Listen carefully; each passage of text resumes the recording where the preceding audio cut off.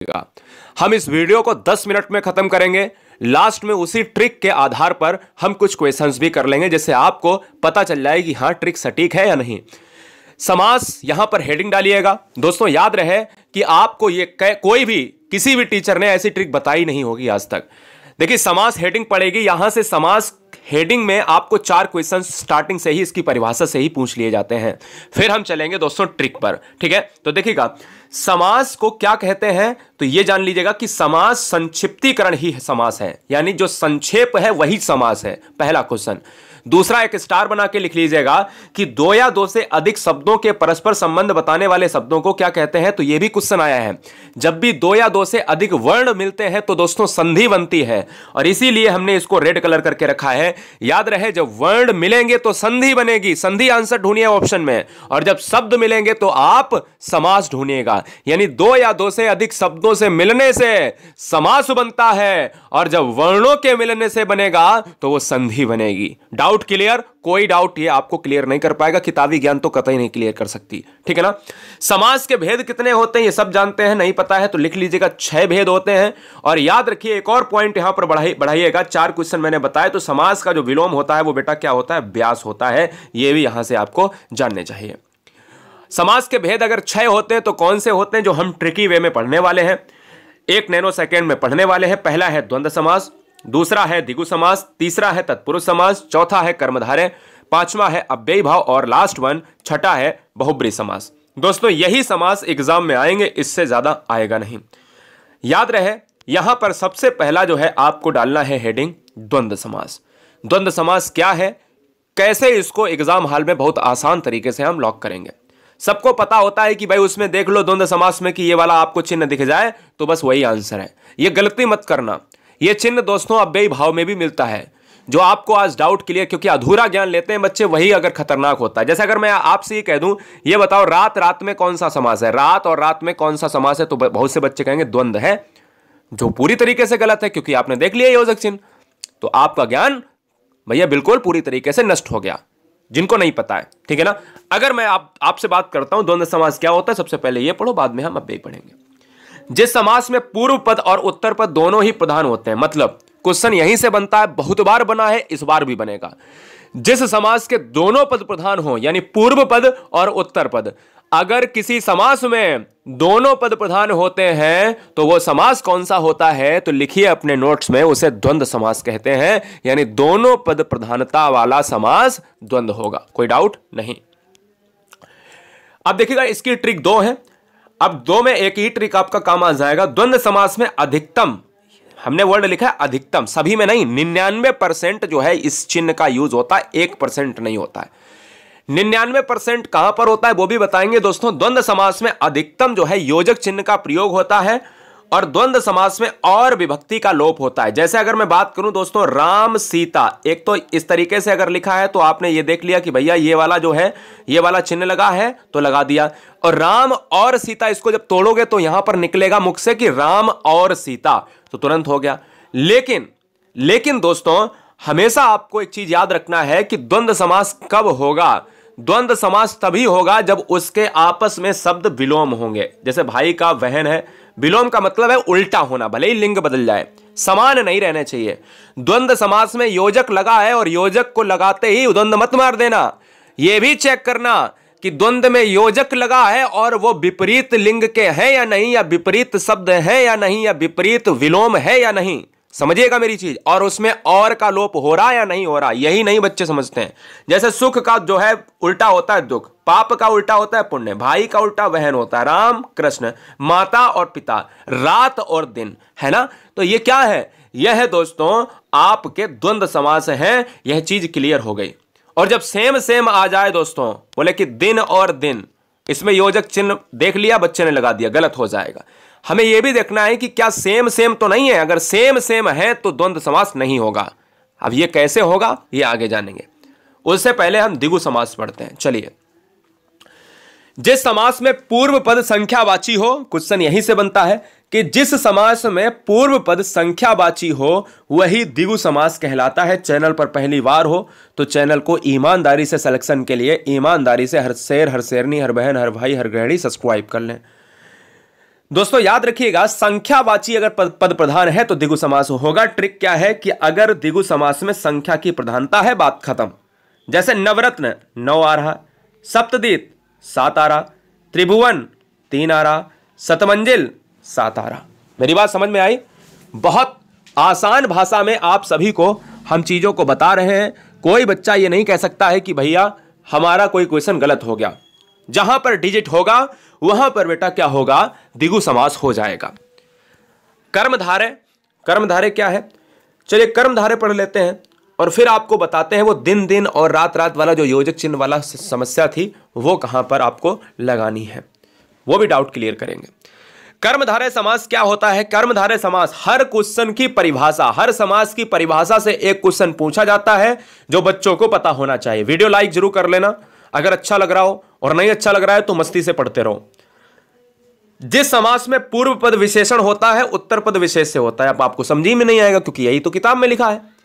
याद रहे, जो समास किसी शब्द की विशेषता बताए, हमेशा एक ट्रिक याद रखो अपने दिमाग में कि कोई भी समास आपसे पूछा जाए तो उस शब्द को, जैसे काली मिर्च है, उस शब्द को तोड़ लो 2 भागों में। काली प्लस मिर्च, भले ही ना टूटे फिर भी तोड़ लो अपने मन से, भले ही ना टूटे। जैसे पीछे हमने समास पढ़ाया तो जैसे बोला नवरत्न, 9 तोड़ लिया और रत्न तोड़ लिया। कितने रत्न है? 9। संख्या आई है, बोले द्विगु समास हो जाएगा। समस्या क्लियर हो गई? ऐसे ही कोई भी शब्द आपके सामने आए तो उसको तोड़ लो। यानी क्वेश्चन में पहला तो परिभाषा आप याद कर लीजिएगा कि अगर किसी समास में विशेषण पद प्रधान है तो कर्मधारय होगा, अगर किसी समास में विशेषता बताई जाती है तो कर्मधारय होगा। अब ट्रिक देखिएगा, विशेषता बताने वाले को कर्मधारय कहते हैं, यही ट्रिक है। अब बोले सर कैसे पहचानेंगे? मैंने कहा शब्दों को तोड़िए, लिखिए आंसर, लिखिए वहां पे क्वेश्चन लिखिए एग्जांपल में कि काली मिर्च। अब मैंने अगर लिखा भी भाई कि काली है और एक तरफ लिखा मिर्च है, क्लियर है?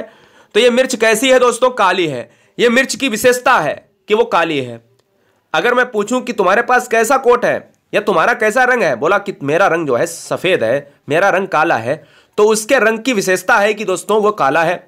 या मैं कहूं कि रमेश जो है बहुत ईमानदार लड़का है, तो उसकी क्या विशेषता है कि वो ईमानदार है। इसी तरीके से इस मिर्च की क्या विशेषता है? लाल है, नीली है, पीली है, हरी है, तो लाल मिर्च जो है कैसी है? या तो लाल होगी, लाल मिर्च भी कहीं ना कहीं कर्मधार है, काली मिर्च भी कहीं ना कहीं कर्मधार है। इसी तरीके से कमल कैसा है? नीला है ना? तो दोस्तों याद रखिएगा, यहां पर पीतांबर को आप थोड़ी देर के लिए अभी हटा दीजिएगा। पीतांबर क्यों हटा दीजिएगा मैं बताऊंगा। चंद्रमुखी, मुख कैसा है? चंद्रमा सा। सिंपल सी बात समझिएगा, सिंपल सी बात समझिएगा। अब पीतांबर दोस्तों क्यों?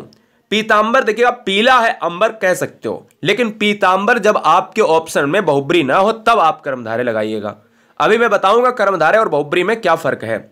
सबसे पहले वो आपको जो है ये वाला डाउट क्लियर कर देते हैं जो मैंने वहां पर बताया कि द्वंद्व समास में क्यों ना लगाएं। जो योजक चिन्ह वाला है ये अधूरा ज्ञान आपका खत्म करते हैं। सबसे पहले अव्ययी भाव को यहां पर हेडिंग डालिए और उसमें लिखिएगा कि ऐसा कौन सा समास है, क्वेश्चन में पूछ सकता है, ऐसा कौन सा समास है जिसका पहला पद प्रधान होता है, तो दोस्तों अव्ययी भाव हो जाएगा। क्वेश्चन की ट्रिक लिखिएगा कि प्रत्येक उपसर्ग वाला समास अव्ययी भाव कहलाता है। अब आप कहोगे उपसर्ग क्या होता है? तो शब्द के आगे जो लगता है उसको उपसर्ग कहते हैं।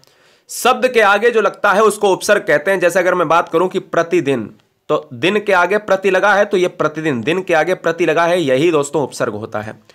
याद रहे कि दुनिया का कोई भी शब्द है तो उसको तोड़ना पड़ेगा समास के लिए। ये मैं ट्रिक बताता हूं, ये कोई आपको नहीं बताएगा। ना किताब में लिखा होगा कि शब्द को तोड़ के तब आप समास करिए, मैं बताता हूं आपको। ना कोई यूट्यूब चैनल वाला बताएगा आपको, क्योंकि आपको ऐसी ट्रिक बता रहा हूं जिससे एग्जाम में 100% में आपको सोचना ही नहीं पड़े कि अरे ये भी हो सकता है क्या, ये भी हो सकता है। 2 ऑप्शन में कंफ्यूजन नहीं, सिर्फ एक होगा, धुआं धुआं करना है उसी एक ऑप्शन को। देखिए दोस्तों, दुनिया का कोई भी आपके पास शब्द हो तो उसको तोड़ लिया करिएगा। प्रत्येक उपसर्ग का मतलब है कि आप स्थान के आगे देखिए यथा लगा है, हमने कहा आ धन जीवन, जीवन के आगे आ लगा है, आंसर क्या हो गया? अव्ययी भाव। दिन के आगे प्रति तो उपसर्ग है, अव्ययी भाव। समय के आगे यथा उपसर्ग है, अव्ययी भाव। अब एक और चीज लिखिए कि अगर नोट में लिखिए नीचे, अगर कोई समास रिपीट शब्द होता है, जैसे रात रात और योजक लगा है तो बच्चे द्वंद्व लगा देते हैं। कोई भी शब्द रिपीटेशन में होता है, कोई शब्द बार बार आए और उसमें द्वंद्व वाला समास का जो योजक चिन्ह है यूज हो रहा है, तो दोस्तों वो अव्ययी भाव होगा। और जब दोस्तों आपस में विलोम हो, जैसे रात और दिन, तब क्या होगा? तब ये द्वंद्व हो जाएगा। क्यों? क्योंकि आपस में विलोम। आपस में जब विलोम ना हो दोस्तों, तो याद रखिएगा, क्या याद रखिएगा दोस्तों, तो वहां पर अव्ययी भाव होगा। क्लियर है, याद रखना है। और जब रिपीटेशन में हो तो दोस्तों वहां पर आप क्या लगाओगे, आप अव्ययी भाव लगाओगे, और जब ना रिपीटेशन में हो, जब विलोम हो, तो द्वंद्व लगाओगे। ठीक है, चलिए बहुब्री समास क्या होता है। बहुब्री समास दोस्तों देख लेते हैं क्या होगा। चलिए, बहुब्री समास वो होता है कि जिस समास में दोनों पदों के माध्यम से एक विशेष तीसरे अर्थ का बोध होता है। नीचे लिखो, एक हेडिंग नोट बना के नई हेडिंग लिखाता हूं। ऐसा समास जिसका कोई भी पद प्रधान नहीं होता है वो बहुब्री समास कहलाता है। ठीक है, याद रखिएगा। दशानन 10 मुख हैं जिसके, अर्थात रावण। ठीक है, मेरी बात समझ गए, बहुत बढ़िया। दोस्तों आप समझ गए होंगे कि कहीं ना कहीं जो समास होता है बहुब्री में, वो तीसरे पद की प्रधानता की बात करता है। तीसरा अर्थ निकलना चाहिए, जैसे उस शब्द में कुछ नहीं है। जैसे अगर हमने बात करी, फिर से मैं रिपीट कर रहा हूं, दशानन 10 मुख हैं जिसके, अर्थात रावण। दशानन में रावण का तो जिक्र नहीं है, लेकिन आनन का मतलब है कि 10 मुख हैं, तो एक ही बंदा है, और एक बंदा है वो रावण। नीलकंठ भगवान किसकी, शंकर की बात कर रहा है। नीलाकंठ है जिसका लंबा है उधर, भगवान गणेश जी। गिरधर, गिरि को धारण करने वाले, अर्थात भगवान श्री कृष्ण। इन सभी में शिवजी हुआ, रावण हुआ, या गणेश जी हुए, श्री कृष्ण। इन ये क्वेश्चन पूछा जाएगा, लेकिन क्या इसमें ये जिक्र है? नहीं है। क्या नीलकंठ में भगवान शिव का जिक्र है? नहीं है। इसको निकालना पड़ेगा, इसको भी निकालना पड़ेगा, इसको भी निकालना पड़ेगा। बहुब्री तो बहुत आसान होता है।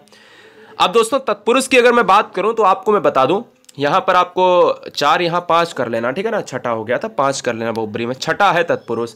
जिस समास में पूर्व पद गौड़ तथा उत्तर पद प्रधान हो, तत्पुरुष समास कहलाता है। यानी पहला पद जिसमें पूर्व पद प्रधान होगा तो वो दोस्तों आपका अव्ययी भाव, जिसमें उत्तर पद प्रधान होगा वो तत्पुरुष। ध्यान दीजिएगा, मेरी बात ध्यान दीजिएगा। अगर क्वेश्चन में पूछा जाए पहला पद प्रधान तो अव्ययी भाव, दूसरा पद प्रधान तो तत्पुरुष, दूसरे पद को ही उत्तर पद कहते हैं।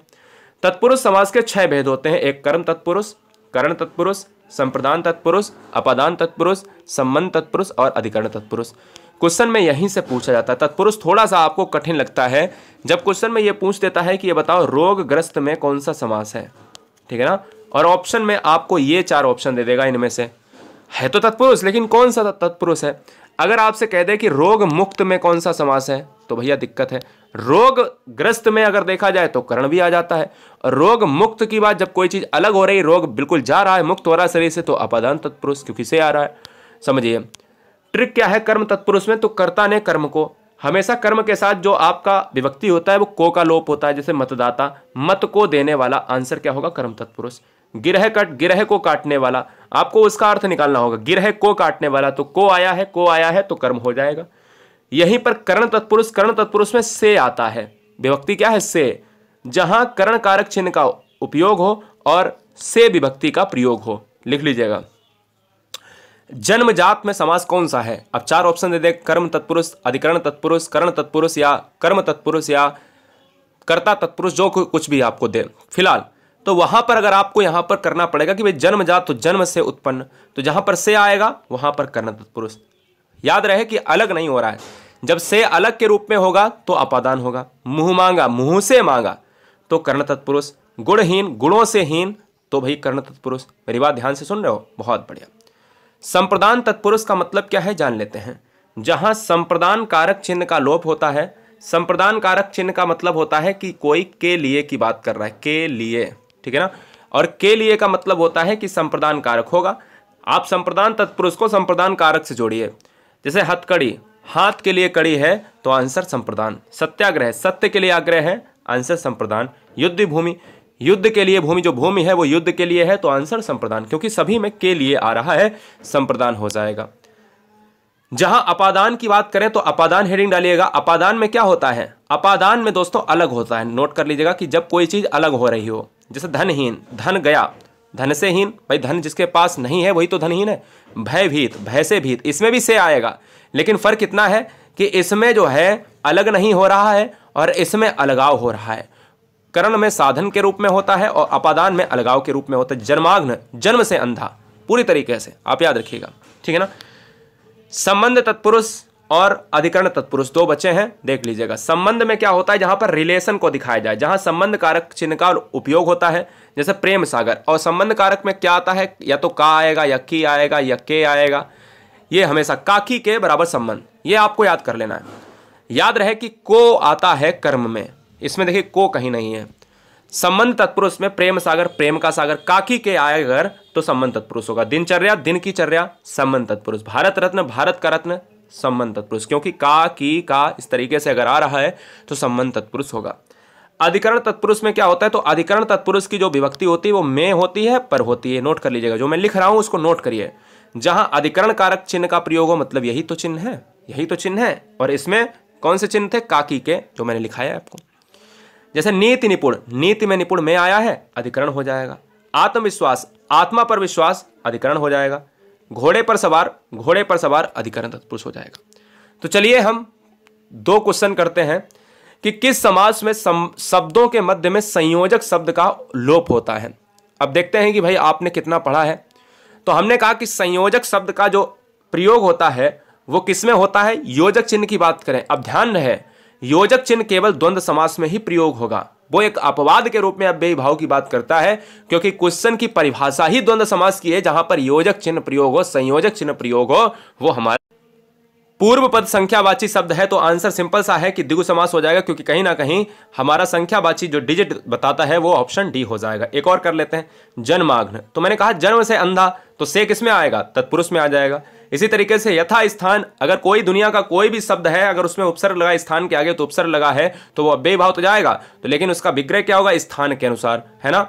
एक और कर लेते हैं, जिस समास में दोनों पदों के माध्यम से एक विशेष तीसरे अर्थ का, भाई दोनों पदों के माध्यम से तीसरा अर्थ निकले, तो मैंने कहा था दशानन, लंबोदर, तो क्या हो जाएगा, बहुप्री हो जाएगा। ये वीडियो कैसी लगी आप सभी कमेंट बॉक्स में जरा जरूर बताइए। नीचे टेलीग्राम की लिंक है, पीडीएफ को प्राप्त करने के लिए गुरुजी वर्ल्ड का टेलीग्राम ग्रुप ज्वाइन करें। हर बहन हर भाई लाखों की संख्या में जुड़े हुए हैं। जय Hind, Vande Mataram. Super fast video के लिए गुरुजी वर्ल्ड आपका हमेशा